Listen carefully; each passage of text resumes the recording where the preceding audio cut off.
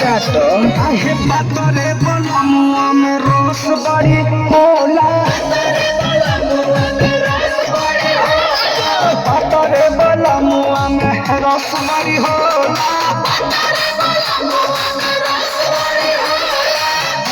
घोर के पियो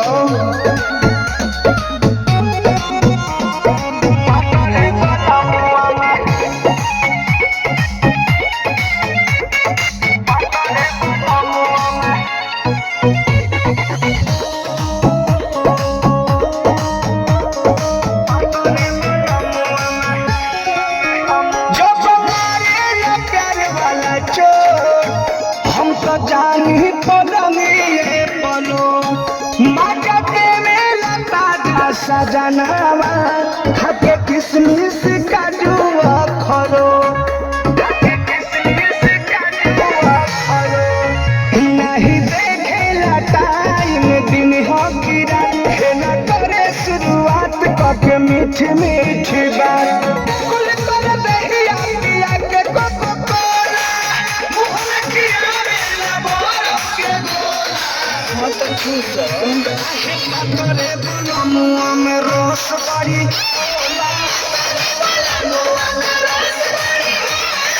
पातरे बनमुआ में रस बड़ी होला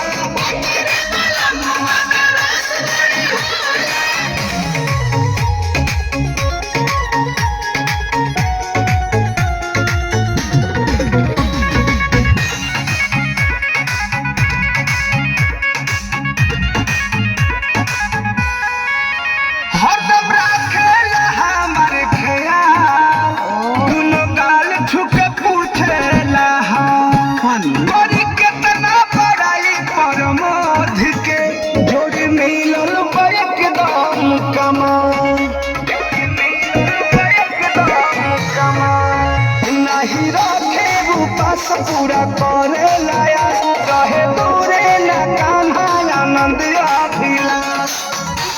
अपने चाहे गिरे न बोला और न फरक भले फूटे न सोला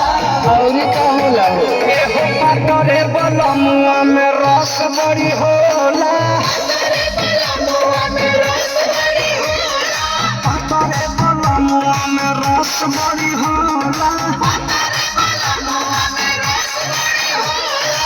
अच्छा लगेला।